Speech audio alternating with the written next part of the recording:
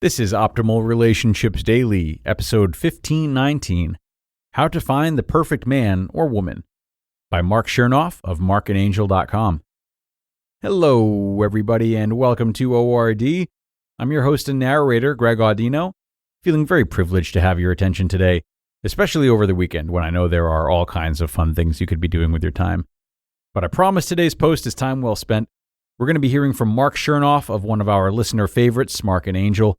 He's got some thoughts on what's required as we seek to find the perfect partner, or the perfect anything, really. So let's hear his work and start optimizing your life.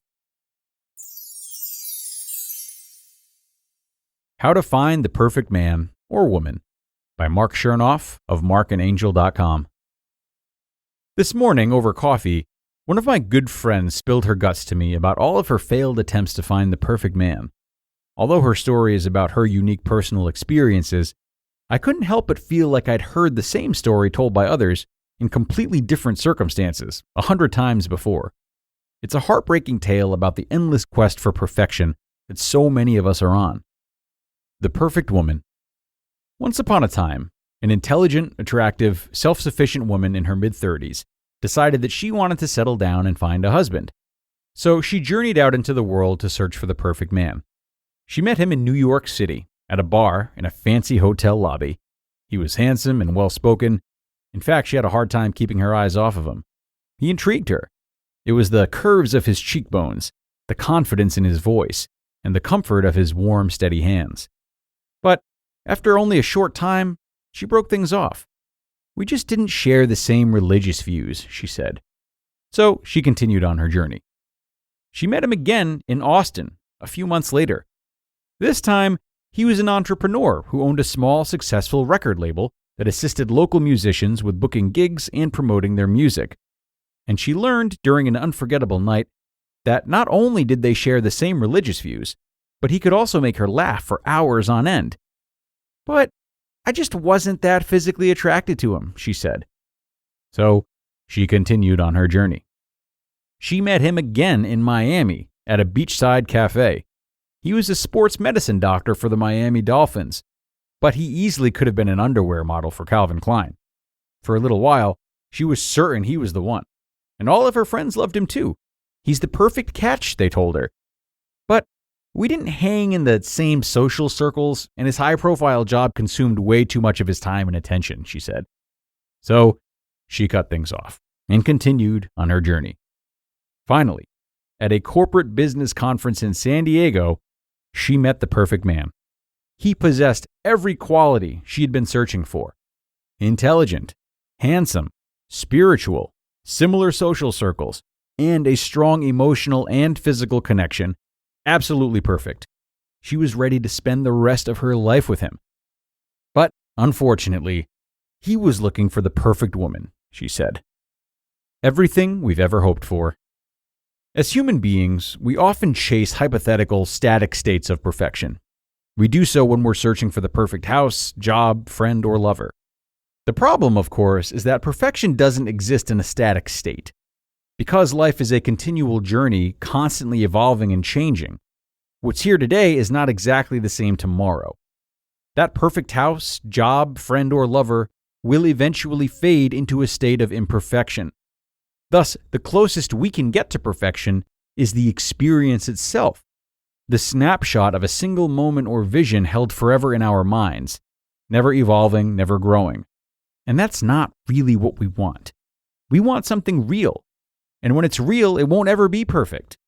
But if we're willing to work at it and open up, it could be everything that we've ever hoped for. That imperfect man or woman. The truth is, when it comes to finding the perfect man or perfect woman or perfect relationship, the journey starts with letting the fantasy of perfect go.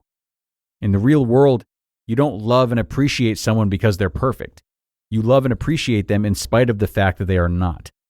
Likewise, your goal shouldn't be to create a perfect life, but to live an imperfect life in radical amazement. And when an intimate relationship gets difficult, it's not an immediate sign that you're doing it wrong. Intimate relationships are intricate and are often toughest when you're doing them right. When you're dedicating time, having the hard conversations, compromising, and making daily sacrifices. Resisting the tough moments, the real moments, and seeing them as immediate evidence that something is wrong or that you're with the wrong person only exacerbates the difficulties. By contrast, viewing difficulties in a relationship as normal and necessary will give you and your partner the best chance to thrive together in the long run. Again, there's no perfect.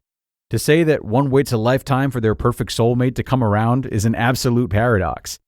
People eventually get tired of waiting, so they take a chance on someone, and by the powers of love, compromise, and commitment, they become soulmates, which takes nearly a lifetime to perfect. This concept truly relates to almost everything in life too. With a little patience and an open mind, over time, I bet that imperfect house evolves into a comfortable home. That imperfect job evolves into a rewarding career. That imperfect friend evolves into a steady shoulder to lean on. And that imperfect man or woman evolves into a perfect lifelong companion. You just listened to the post titled, How to Find the Perfect Man or Woman by Marc Chernoff of marcandangel.com. And thanks so much to Marc for a post that can really ground anyone who's looking for perfect, whether it be in a person, a job, a house, or any of the other examples he mentioned and more. I really love the message here about creating perfect rather than finding perfect. And, if we're able to keep this mindset front and center, we're fortunate in that we can always be equipped to make progress. We can always ask ourselves, how am I contributing to perfect? Am I learning and executing skills that help me to see the beauty in something that I wouldn't ordinarily see? Am I willing to challenge my first reaction about the potential of this person, place, or thing? How am I evolving and enabling myself to meet this person, place, or thing halfway and showing that I'm willing to grow and change too? The commitment to creating perfect is absolutely a commitment to self-improvement and open-mindedness. So embrace this.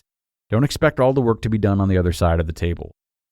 Now, with that, we are going to say goodbye for today, my dear friends. Very sad indeed, but I am so glad you tuned in today, and I hope that you enjoyed this post as much as I did. Enjoy your Saturday if you're listening in real time, and I'll see you back here tomorrow for our regularly scheduled episode, as well as our weekly bonus episode. That's where your optimal life awaits.